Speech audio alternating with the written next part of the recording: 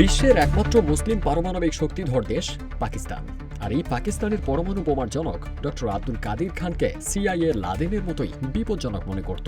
তিনি চেয়েছিলেন মুসলিম বিশ্বের হাতে এমন এক প্রতিরোধ ক্ষমতা থাকুক যা পশ্চিমাদের দাদাগিরি থামিয়ে দেবে। পাকিস্তানের পারমাণবিক বিজ্ঞানী আব্দুল কাদির খান একসময় ইরান সহ কয়েকটি দেশকে পারমাণবিক প্রযুক্তি দিয়ে গোপন আন্তর্জাতিক নেটওয়ার্ক গড়ে তুলেছিলেন, যা পরে বিশ্বজুড়ে আলোচনার জন্ম দেয়। অভিযোগ রয়েছে এই নেটওয়ার্কের মাধ্যমে ইরান, লিবিয়া ও উত্তর কোরিয়াকে সেন্ট্রিফিউজ নকশা ও যন্ত্রাংশ সরবরাহ করা হয়েছিল। 1974 সালে ভারতের পারমাণবিক পরীক্ষার পর তৎকালীন পাকিস্তানি নেতা জুলফিকার আলী ভুট্টো পারমাণবিক বোমা তৈরির উদ্যোগ নেন। এরপর কাদির খান সেন্ট্রিফিউজ প্রযুক্তির গোপন নকশা সংগ্রহ করে পাকিস্তানে ফিরে আসেন। পরবর্তীতে পাকিস্তান 1998 সালে পারমাণবিক পরীক্ষা চালিয়ে বিশ্বের সপ্তম পারমাণবিক শক্তিধর রাষ্ট্রে পরিণত হয়।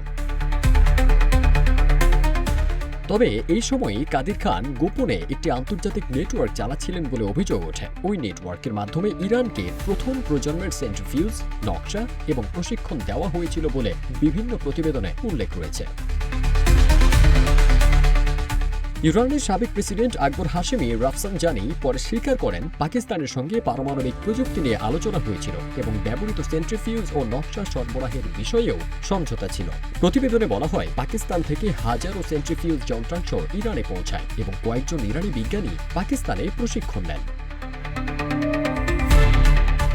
এই কার্যক্রম নিয়ে উদ্বেগ প্রকাশ করেছিল ইসরায়েল। এমনকি 1980-র দশকে ভারতের সঙ্গে যৌথভাবে পাকিস্তানের কাহুত স্থাপনায় হামলার পরিকল্পনা হয়েছিল বলে দাবি রয়েছে, যদিও তা বাস্তবায়িত হয়নি। 2003 সালে পুরো নেটওয়ার্কটি ভেঙে পড়ে। লিবিয়ার নেতা মুয়াম্মার গাদ্দাফি যুক্তরাষ্ট্রের কাছে তথ্য দিলে সিআইএ তদন্ত শুরু করে এবং পারমাণবিক যন্ত্রাংশ জব্দ করা হয়। পরে 2004 সালে কাদির খান টেলিভিশনে এসে স্বীকার করেন তিনি ইরান, লিবিয়া ও উত্তর কোরিয়াকে প্রযুক্তি দিয়েছেন, তবে দাবি করেন তিনি একাই কাজ করেছেন। 2021 সালে মৃত্যুর আগ পর্যন্ত খান তার কাজের জন্য লজ্জিত ছিলেন না। তিনি বলতেন, ইরাক বা লিবিয়ার যদি পারমাণবিক অস্ত্র থাকত তবে আজ তাদের এই করুণ দশা হতো না। আজ ইরান যখন পরমাণু অস্ত্র তৈরির খুব কাছাকাছি, তখন ইতিহাসের পাতায় আব্দুল কাদির খানের নাম বারবার ফিরে আসছে।